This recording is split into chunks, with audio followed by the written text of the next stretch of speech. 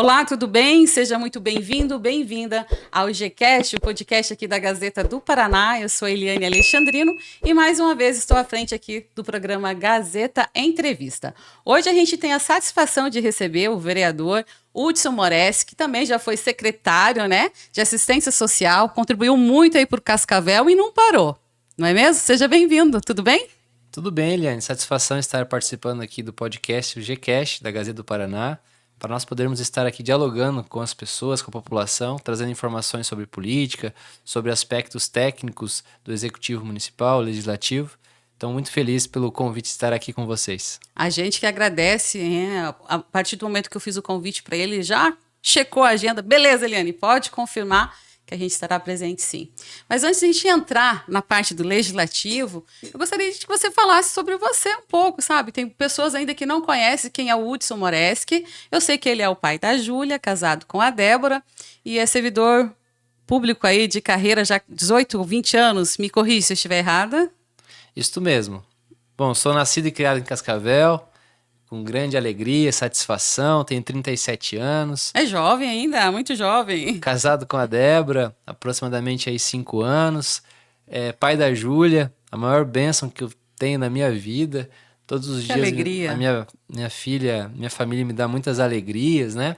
A minha carreira, sou servidor público desde os meus 18 anos, em que quando eleito eu tinha exatamente 18 anos de carreira dentro do poder público, todo esse percurso dentro da política de assistência social. E nessa minha trajetória tive a oportunidade também de estudar, buscar o ensino superior. Sou formado em engenharia de produção agroindustrial. Ah, você não é formado em assistência social? Não sou da área de humanas, sou da área de exatas. Olha só. E mesmo não atuando na área de exatas da engenharia, a engenharia me trouxe vários pontos positivos com relação principalmente à gestão, até porque estar à frente da Secretaria de Assistência Social por 8 anos, que eu tive a oportunidade de estar secretário, é você administrar, de certa forma, uma empresa que tem um orçamento anual de 70 milhões, são lá 700 servidores, 40 unidades administrativas distribuídas em todo o território. Então, essa experiência de ensino superior na área de exatos me trouxe boas perspectivas para poder atuar e colocar em prática também na área do executivo. Ao longo desse período aí que você passou à frente da Secretaria de Assistência Social, eu e o pessoal que nos está nos acompanhando tem muita curiosidade. Por exemplo, quais foram os bairros que tiveram maior demanda na questão do assistencialismo em Cascavel?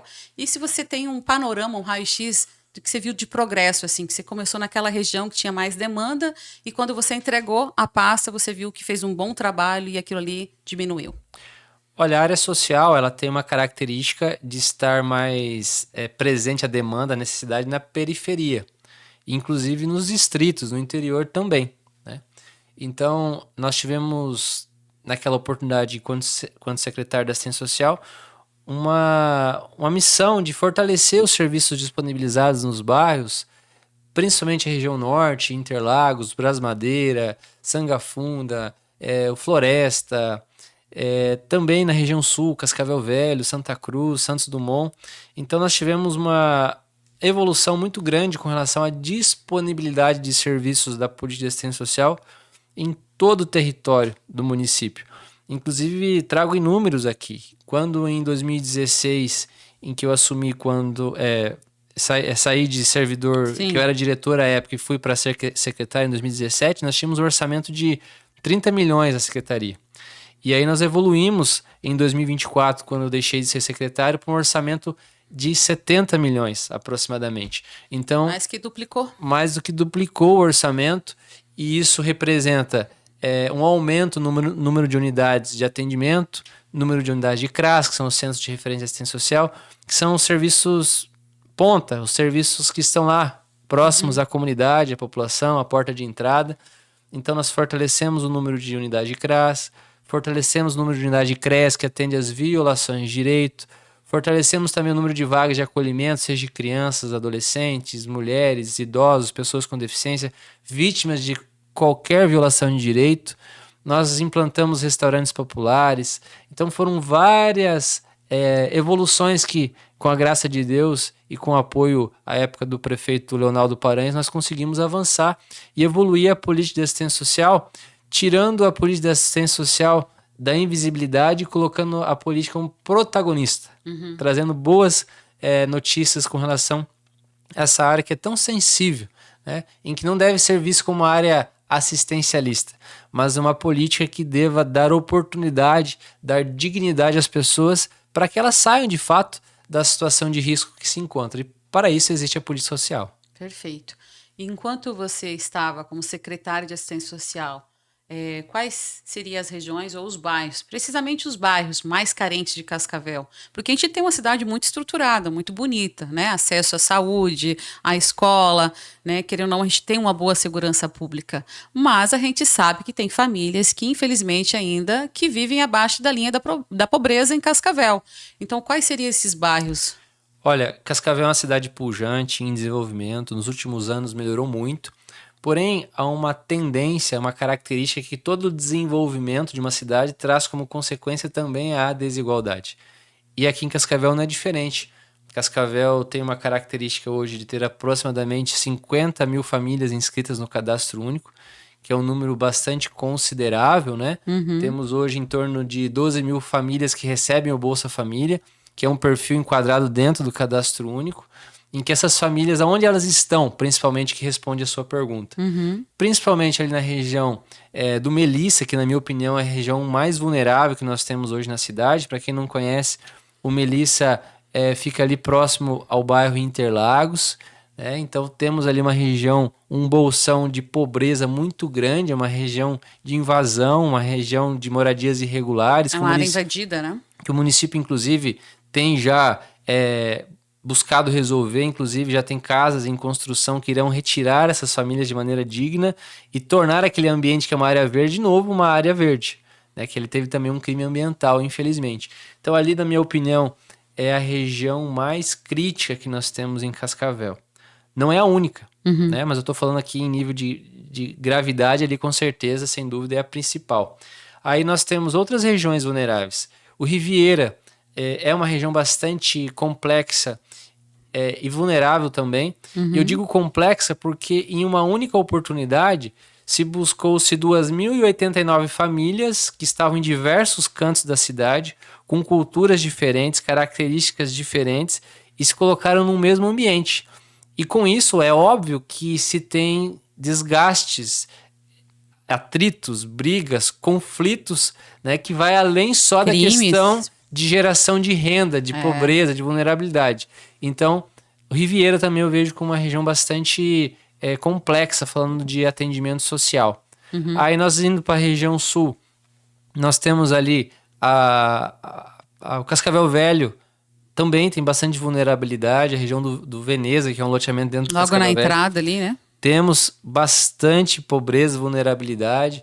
Nós temos também dentro do Cascavel Velho um público que foi retirado da invasão do Gramado, que também acabou se tornando ali uma região bastante vulnerável, em que agora o município está regularizando, fazendo lá calçadas, ruas, que com isso também se melhora a qualidade de vida das pessoas, se garante a elas mais dignidade, automaticamente o desenvolvimento daquele território, em que decorrência as pessoas e as famílias também têm uma autoestima melhor e automaticamente conseguem superar suas vulnerabilidades.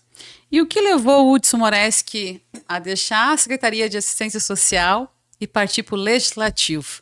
Você tentou 2 vezes ser vereador e na segunda você emplacou com mais de 2.300 votos, 2.346 votos. Foi o vereador mais eleito do Podemos? Isso, mais votado do Podemos. Em segundo colocado no Podemos ficou o vereador Sidão. O que me levou a estar candidato? Então, dentro da iniciativa pública, eu tive uma carreira muito consolidada e eu nunca pulei etapas. Então, eu sou servidor de carreira, sou concursado no cargo de agente administrativo, eu tive uma oportunidade de estar primeiramente encarregado de setor, depois eu tive a oportunidade de ser coordenador de programas, depois eu evoluí, tive a oportunidade de ser gerente, de gerente tive uma outra oportunidade de ser diretor, e aí por último, o Paranhos me deu a oportunidade de ser secretário. Então, eu não ter pulado etapas me garantiu ter bastante conhecimento necessário para cada uma das fases em que eu segui. E isso me trouxe algumas vantagens. Os desafios, lógico, existiram, porque é complexo você gerir uma secretaria do tamanho da política de assistência social. Ainda mais que só se lida com problemas, com Uhum. desafios das pessoas. Então, trazendo a minha carreira, eu segui cada passo, cada etapa de forma muito cuidadosa, respeitosa e não pulando nenhuma delas. E chegou um momento em que eu cheguei no topo da cadeia, que é estar secretário. E dali, de forma muito objetiva, não tem-se mais como evoluir dentro do executivo, até porque acima do secretário só existe um grande líder, que é o prefeito. Então, diante disso, eu precisava buscar uma alternativa para que eu pudesse também crescer profissionalmente. E é onde eu vi uma oportunidade de estar me colocando à disposição para ser candidato a vereador.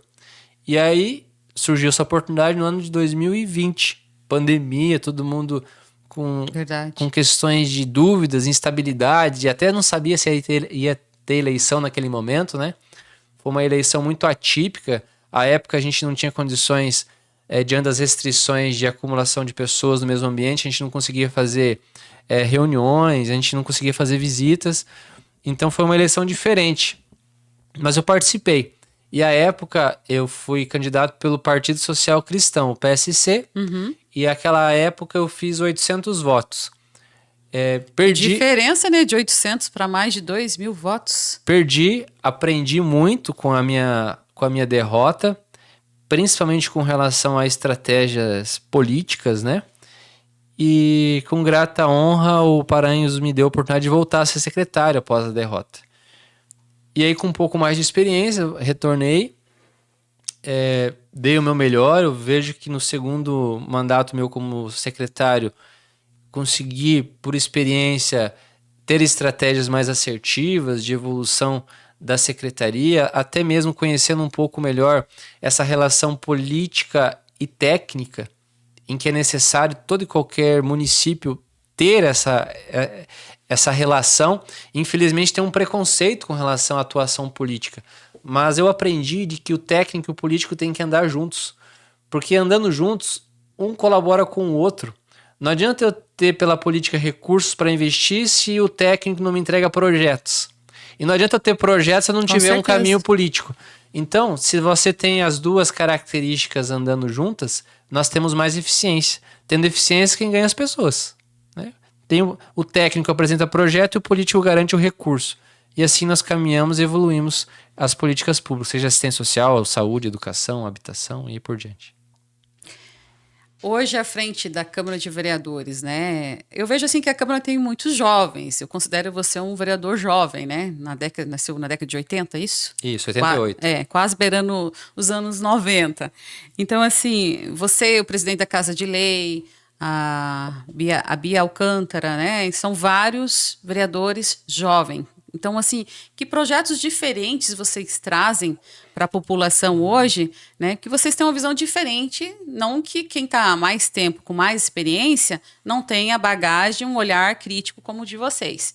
Mas eu já adianto para você, nosso amigo aqui da Gazeta do Paraná, que a gente vai trazer uma reportagem exclusiva de um balanço do primeiro semestre dos trabalhos da Câmara de Vereadores de Cascavel.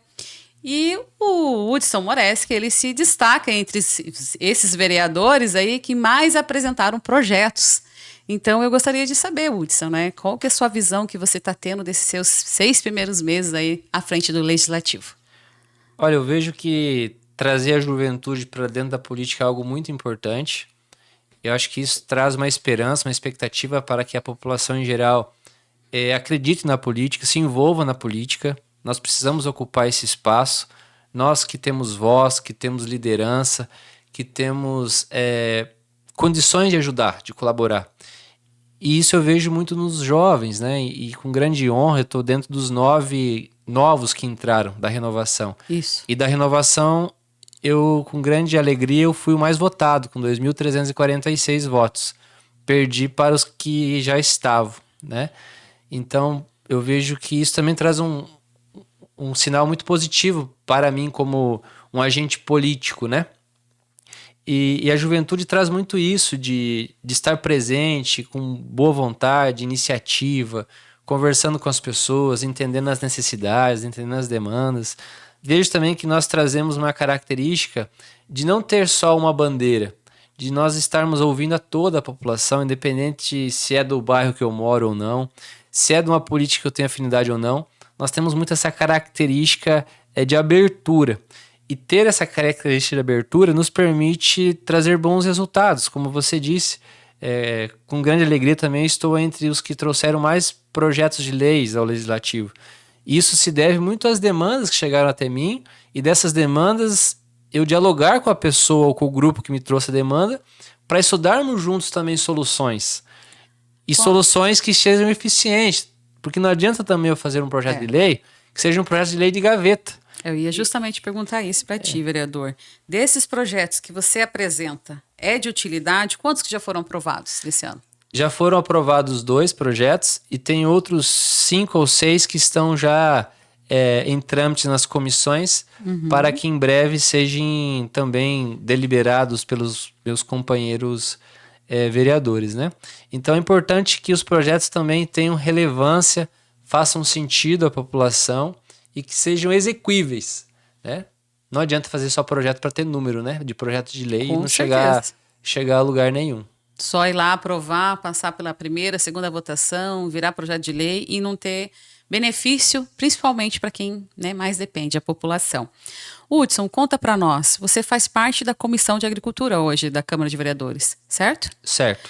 E como integrante dessa comissão, como que estão as investigações relacionadas a vendas de terrenos irregulares hoje, principalmente na área rural, né, de Cascavel? Como que vocês têm visto, têm participado de reuniões? Como que está o trabalho em conjunto com o Ministério Público, o IPC? Conta pra gente. Então eu estou compondo hoje a Comissão da Agricultura junto com o vereador Valdecir e também com o vereador Rondinelli.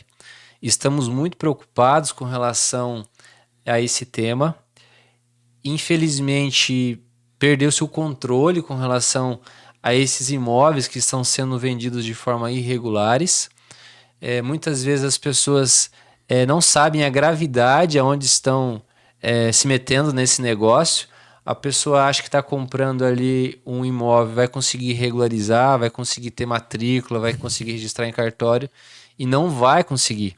Porque há legislações muito claras, inclusive não são legislações municipais, são legislações federais e de muitos anos, da década de 70, as legislações, que nós não podemos na área rural fracionar as propriedades com menos de 20 mil metros quadrados. E é o que vem acontecendo.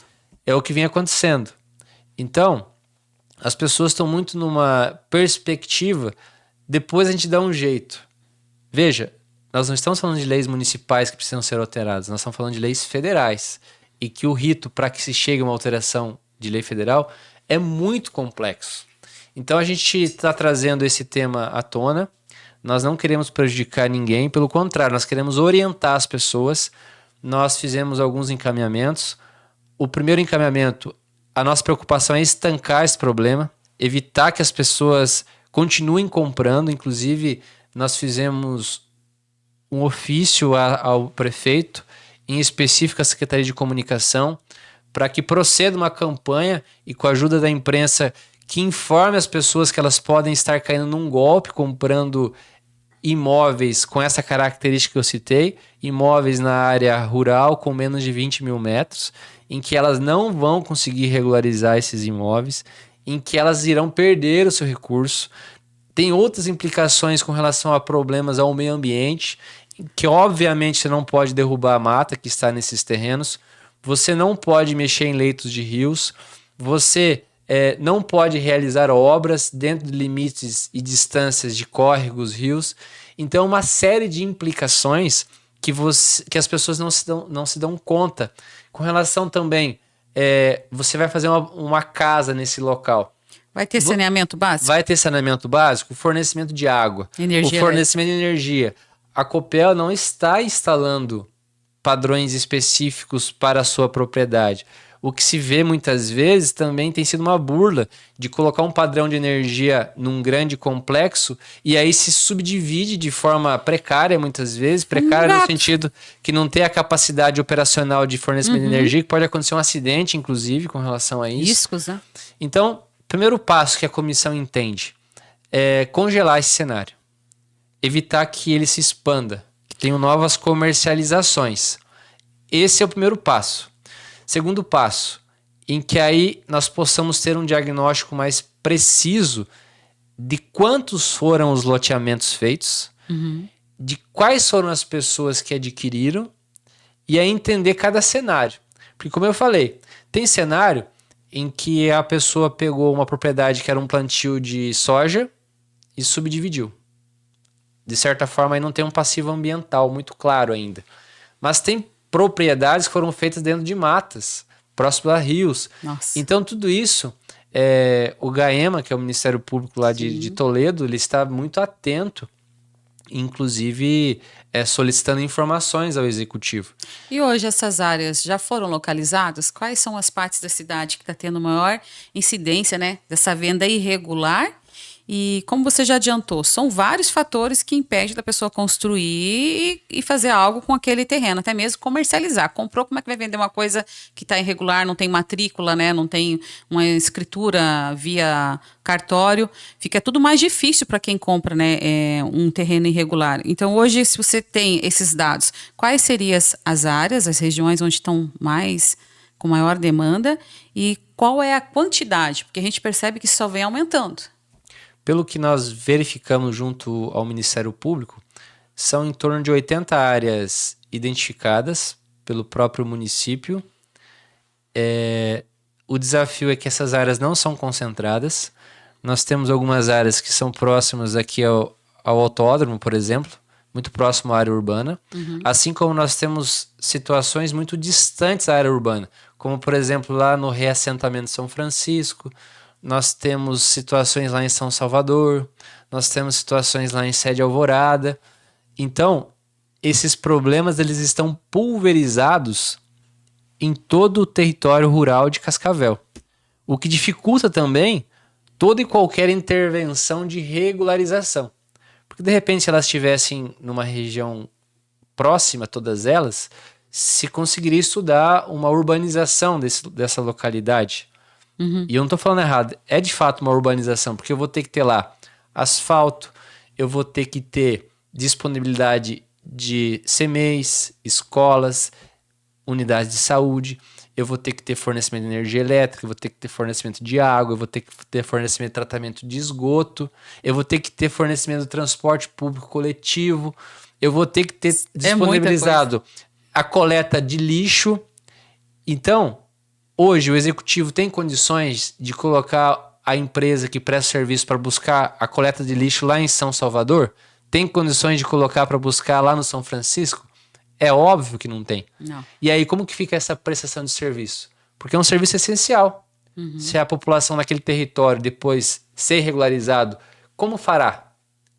Porque depois que regulariza se torna uma área urbana, é um dever do Executivo cumprir.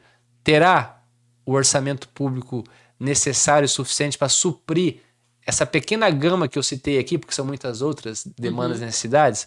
Então veja o quanto é complexo esse tema com relação à regularização de imóveis da área rural. E o que vocês pretendem fazer de agora em diante? Qual que é o próximo passo? Porque já identificaram, o GAEMA está em cima, né? O Ministério Público está em cima. Conseguem identificar os donos das matrículas desse local? Quer dizer, nem matrícula tem, né? Pelo menos da área inteira que está sendo fracionada. Vocês já conseguiram identificar essas pessoas? Olha, a gente tem solicitado ao Executivo para que potencialize e tenha mais profissionais para conseguir ir atrás dessas informações. Porque também entendemos e percebemos no processo que é difícil identificar quem são os responsáveis de fato. Porque por muitas vezes tem uma denúncia que está sendo vendida uma chácara irregular, a pessoa chega lá, é uma chácara, uma propriedade que não é um pasto, não tem nada, e que você vai ver em outro local, tem um projeto desenhado já subdivisões, mas na prática você chega lá no local não tem nada. E aí por muitas vezes tem dificuldade de conseguir na investigação buscar registros documentais, que é contratos, as pessoas têm medo de entregar esses documentos.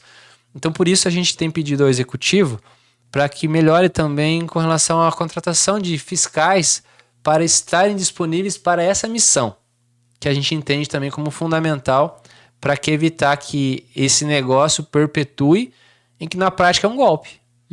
As pessoas estão vendendo um veículo que não tem chassi, Não tem não documentação. tem documento. Bem isso. Então, fiz uma comparação grosseira com o veículo aqui, mas basicamente as propriedades é isso. Isso, se você tem dúvida, você que teve a oferta aí de um terreno, procure um cartório e vá se informar que eles vão, com muita clareza, trazer tudo isso que eu estou dizendo aqui para vocês. Até porque quem vai vivendo isolado no meio do mato, perdão, sem água, sem energia elétrica, sem uma estrada adequada para você chegar e sair da sua casa, por mais que você queira um ambiente para lazer, mas você tem que ter, mesmo sendo para lazer no fim de semana, você tem que ter condições adequadas para passar um fim de semana num lugar assim. E por muitas vezes também não é só a procura pro lazer, a gente tem percebido. É para morar, A moradia. pessoa, como Cascavel é uma cidade pujante, o valor dos imóveis está bastante alto. Então, qual que é a conta que a pessoa faz? Ela vem procurar um terreno aqui na área urbana e um terreno está a 300 mil reais. E daqui a pouco ela vê uma oportunidade de um local a 15 quilômetros daqui que está a 100 mil reais e ainda parcela esse terreno em várias vezes. Aí a pessoa acaba buscando essa alternativa para construir a sua moradia. Então, veja que são várias características também. Não é só o público classe média alta que está buscando por um lazer, né? É. Então, nós temos que ter esse olhar também e veja como se torna ainda mais complexo essa análise e esse estudo. Fica à frente dessa, vamos dizer assim, né? Peneira aí para ver quem que está irregular, quem que não está, denunciar o Ministério Público, passar para o IPC e comunicar à imprensa, né? Para a gente divulgar para que as pessoas não caem em golpe. É isso mesmo. Então, principal caminho, informar as pessoas que imóveis na área rural com menos de 20 mil metros você não consegue regularizar. Isso não sou eu que estou dizendo, as leis federais trazem essa orientação, o plano diretor traz isso, o código de obras traz isso, então cuidado. Se tiver dúvidas, procure um cartório, vai lá, busque informações que você evitará um problema. Perfeito. Vamos trocar de assunto agora, não menos importante, pelo contrário, muito importante, que virou assunto na cidade por muitas semanas e ainda continua. Você também é relator, né, da CPI que investiga a situação daquele professor que respondia por abuso sexual, né, de uma criança aqui de um CMEI em Cascavel, que chegou a ser afastado. Né? A gente está ainda levantando muitas informações acerca da Secretaria de Educação para ver qual foi o erro, por que essa pessoa estava trabalhando lá, já que respondia por abuso sexual. Você fazendo parte, integrante dessa comissão, né, tão importante, vereador, que pé que está? O que já está sendo feito? Qual que é o próximo passo? Vocês vão parar durante o recesso parlamentar ou vocês vão continuar trabalhando nessa questão? Então, eu faço parte da comissão da CPI para investigar possíveis irregularidades na condução desse processo contra o professor, né? Em que faz parte o Everton, que é o nosso presidente, o Mazuti, que é o secretário, eu sou o relator, e aí nós temos também o vereador Dr. Lauri e o vereador Valdecir Alcântara. Então, nós estamos focados, dedicados a essa averiguação. Nós solicitamos a documentação, os processos físicos na íntegra para que a gente possa ter conhecimento. O presidente já convocou também as mães para que na próxima sexta-feira possam ser ali consultadas com relação às informações. Inclusive elas terão todo o sigilo, não será feito em um ambiente público, porque nós vamos falar de violência e violações contra a criança. Menor. Então nós temos que ter todo o cuidado com relação a essas informações. Então eu vejo que tem uma comissão bastante técnica, madura, com responsabilidade para que esse processo seja conduzido da forma mais equilibrada possível. Essas oitivas com as mães, né? Que vão conversar com vocês, relatar a vocês. Vai ser nessa sexta-feira já? Isso, tem esse planejamento, as mães em sigilo foram oficiadas, serão feitas em sigilo, até para trazer toda a tranquilidade a elas, porque vai ter sim perguntas relacionadas às questões do abuso, então são questões que a gente não deve estar violando novamente os direitos das crianças, né? Dos filhos dessas pessoas. Então, por isso, será conduzido dessa forma. em que o presidente, o Everton, é o nosso porta-voz aí com relação a esse assunto, né? E o presidente está conduzindo muito bem. E nós teremos essa unidade aí para buscar soluções a essa CPI que foi instaurada. Tá certo. Essas mães, as supostas denúncias que a gente não pode afirmar porque está sendo investigado, seriam quantas crianças? Olha, ainda nós não temos essas informações em precisão, até porque nós precisamos ainda receber a documentação física para que se possa ter os desdobramentos. E o porquê dessas 3 mães? Foram as que vieram a público desde o início reivindicar. Então é por esse motivo, já que de pronto os vereadores entenderam da necessidade de ouvi-las, até para que nós possamos ter esse início, né, do processo da averiguação e da investigação. E aí, após com os documentos em mãos, que são muitos documentos, nós faremos a convocação para ouvir demais profissionais do poder público, né? E quem for necessário para que dentro do prazo de 120 dias nós possamos concluir essa CPI. Ou seja, a Câmara não para, vocês vão continuar trabalhando, mesmo tendo recesso. Nós continuaremos trabalhando, até porque, como eu disse, é um serviço bastante técnico, né? Não envolve as sessões que acontecem às segundas e terças-feiras. A CPI tem toda a autonomia para continuar os trabalhos e buscar o quanto antes resolver e trazer resultados com relação a essa investigação. A comissão tem um número de etapas ou não? Isso depende das informações que são coletadas? Não tem um número específico. Nós, por organização, definimos todas as sextas-feiras, período da tarde, para nos reunirmos. Mas, inclusive, é possível que nós tenhamos que fazer outros momentos, na segunda, na terça, na quarta, de acordo com as necessidades. Então, a gente está bastante dedicado para o que for necessário, né?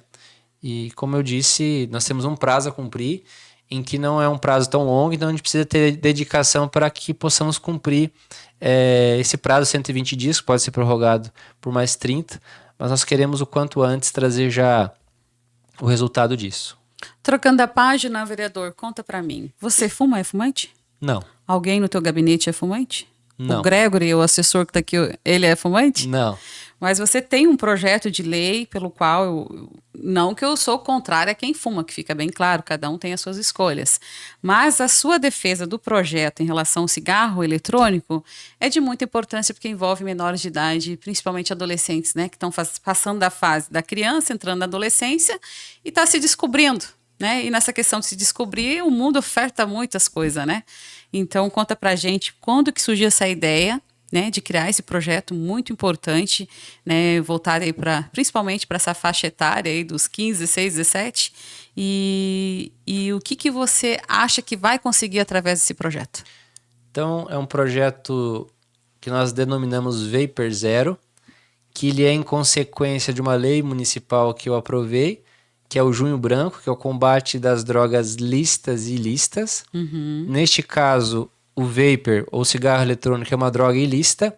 Primeiro, porque não tem regularização com relação à produção do cigarro, não sabe-se a origem. A procedência. E automaticamente o consumo é da mesma forma. Então, por isso, preocupados, ouvindo muitas mães e adolescentes, principalmente, em que o uso estava excessivo.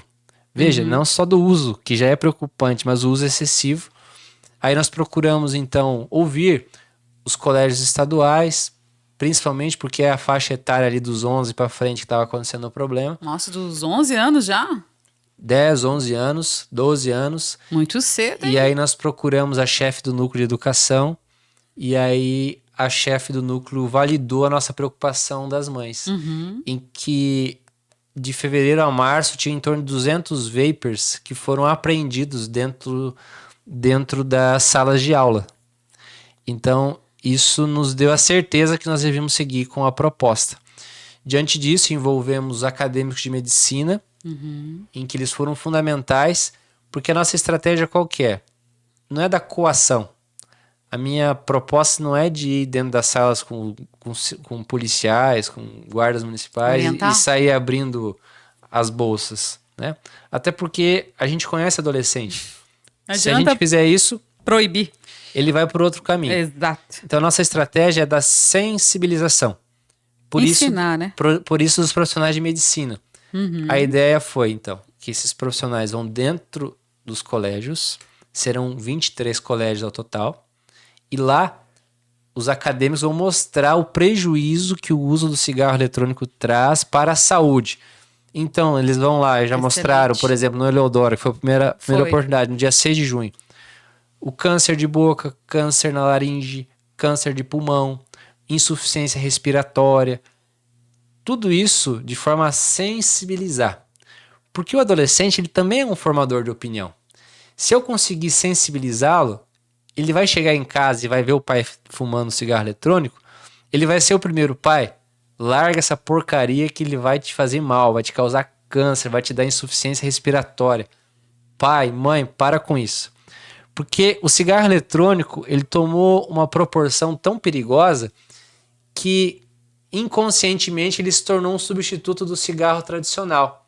Ele porque tem um cheirinho, ele é prático. Ele é cheiroso, tem uma luzinha, ele é bonitinho. Coloca em qualquer local. Parece um pendrive. Parece que dura mais, no caso dura mais mesmo do que uma carteira, né, tradicional. É discreto, eu levo dentro da bolsa, do bolso. E as pessoas foram de forma instintiva substituindo, usando. Mas tem adultos que também usam, hein? Muitos adultos usam. E é por isso que eu vejo que os adolescentes estão usando também em grande número. Puxa, se eu vejo meu pai usando dentro do carro com a gente ali, eu acho que não deve dar problema, não. Ele não sabe, mas eu vou usar. Ou sabe, porque também esse produto é um produto caro. Não é um produto de 10 reais, é um produto de 200 reais. E aí então a gente percebeu que estava tudo muito solto. Então a nossa estratégia é sensibilizar, orientar, para que eles sejam os nossos multiplicadores. Olha, cigarro eletrônico é uma porcaria, traz malefícios à saúde, nós precisamos parar de usar. E também, em paralelo, tem um outro projeto de lei na Câmara, do policial Madril e do vereador Dr. Lauri, que é para pegar mais pesado com relação a quem vende. Que também é importante. Provado também, né? Também é importante para que a gente blinde todo mundo e que as pessoas evitem, parem de usar o cigarro eletrônico porque ele faz muito mal à saúde. E muito. Você comentou que já dos 11 anos já estão usando. Você lembra o que você fazia quando tinha 11 anos? Puxa vida, na minha época, a inocência das crianças na pré-adolescência era... Eu brincava na rua. A gente tinha outras características, né? É que hoje as crianças estão muito desenvolvidas. Eu vejo pela minha filhinha que tem celular, quase 2 internet. anos. O raciocínio é muito mais rápido, as informações é muito mais rápido. Então a gente tem que se adaptar também a esse novo cenário, né? Por isso das informações. Então sim, quando eu falo com uma criança de 7 anos, ela tá entendendo o que eu tô falando. Claro que sim. Diferentemente, de repente, da época que eu era criança, na década de 90, início lá. Então são cenários diferentes. São. O mundo evoluiu muito, né? As crianças de hoje, a gente brinca assim, nossa, mas já nasce, daqui a pouco já tá andando, né? Os antigos falam. Mas é que hoje tá tudo na palma da mão, a internet, a tecnologia, tudo está mais moderno, desde o celular, do carro, da facilidade do que a gente tem dentro de casa. E me conta uma coisa, não só são esses 2 projetos, são muitos outros projetos. E um outro que me chamou a atenção, a gente está quase finalizando o nosso podcast aqui, você acredita? Que rápido! Mas antes da gente encerrar, eu gostaria que você falasse rapidamente sobre a questão da saúde mental. Você que já esteve do lado de lá como servidor, você sabe como que é trabalhar com o público. Só quem trabalha com o público sabe. E no meu ponto de vista, quem trabalha com o público tinha que ter direito à terapia, porque não é fácil. Isso tanto no comércio, tanto como servidor público, ou principalmente quem trabalha na área da saúde. Então, por que o que te levou a criar um projeto para trabalhar a saúde mental dos trabalhadores? Infelizmente, hoje a população não se dá conta da importância do cuidado da saúde mental. Na minha opinião, é a principal política dentro da saúde pública. E, infelizmente, hoje nós temos vários desafios com relação ao atendimento. Basta uma pessoa procurar uma área de saúde e pedir por um atendimento da área de saúde mental. Levará meses para conseguir, de fato, uma intervenção. Tá longa.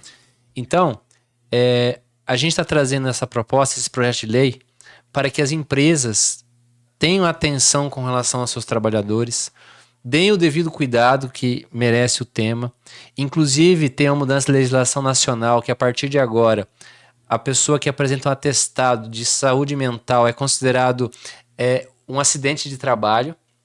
Então, Assim como agregou a Burnout, né? Que antes também não era visto, já tem CID no INSS. então veja que mudou a legislação. A partir de agora, atestado relacionado à saúde mental é acidente de trabalho, que para as empresas isso também trará um passivo muito grande. Então, o meu projeto de lei, diante dessa novidade, é trazer atenção aos empresários, trazer atenção também ao poder público, para que nós possamos atuar na prevenção. Nós precisamos que as pessoas tenham um atendimento de psicólogos, de profissionais especializados nessa área. Porque se eu estiver bem com a minha saúde mental, eu vou render bem no meu trabalho, eu vou estar bem com a minha família. Se caso contrário não estiver, vou perder meu emprego, vou perder minha família e por muitas vezes vou entrar no mundo do álcool, da Depressão. droga. Daqui a pouco eu entro na condição de estar uma pessoa em situação de rua, que esse roteiro muito rápido que eu disse aqui é o cenário que 99% das pessoas que estão hoje nessa condição seguiu. Estão com problema de saúde mental, perderam a família, perderam o emprego, não restou outra alternativa a não ser estar na rua, que é a situação mais deplorável que um cidadão, uma pessoa pode estar, é nessa condição.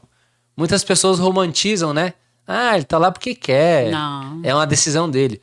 Ninguém, em sã consciência, se coloca numa condição de risco deplorável de estar na situação de Ninguém rua. quer estar depressivo para chegar numa situação dessa. E toda a situação em situação de rua está relacionada à questão de saúde mental. Então, por isso, meu projeto de lei de forma objetiva trata de chamarmos atenção a esse tema, envolvermos as empresas, envolver os trabalhadores dessas empresas, envolver também o executivo municipal, que tem quase 10 mil trabalhadores, para que juntos possamos ter um cenário mais adequado para que a nossa saúde mental esteja bem. A saúde mental estando bem, a nossa saúde física, em consequência, também estará. E aí sim nós teremos um cenário muito mais positivo para a nossa comunidade. Maravilha, que você possa continuar aí, então, trazendo uns bons projetos que viram lei, que sejam aprovados em benefício da população. Hudson, a gente vai encerrando aqui o nosso bate-papo. Mais uma vez eu gostaria de agradecer sua presença, né, sua vinda aqui, e dizer que a Gazeta sempre estará aí de portas abertas para sugestões de pautas, quando você quiser trazer, principalmente uma denúncia para nós, sabe? Então a gente sempre está aí atento o que acontece não só na Câmara de Vereadores, mas em toda Cascavel, Paraná, enfim, tá? Muito obrigada. Obrigado pela oportunidade de estarmos trazendo aqui os nossos projetos de leis, nossas pautas, nossas reivindicações, para que elas vão ao encontro das pessoas e possam fazer de fato a diferença através do que é principal, a informação. Perfeito. E para você que nos acompanhou até agora, o nosso agradecimento especial. E convido a você, é claro, continuar ligadinho com a gente aqui nas nossas redes sociais, no site Gazeta do Paraná e também no YouTube. E eu peço mais uma vez, acione o sininho para a gente, para que você possa receber as notificações. E claro, estamos abertos a sugestões de pauta. Muito obrigada e até a próxima.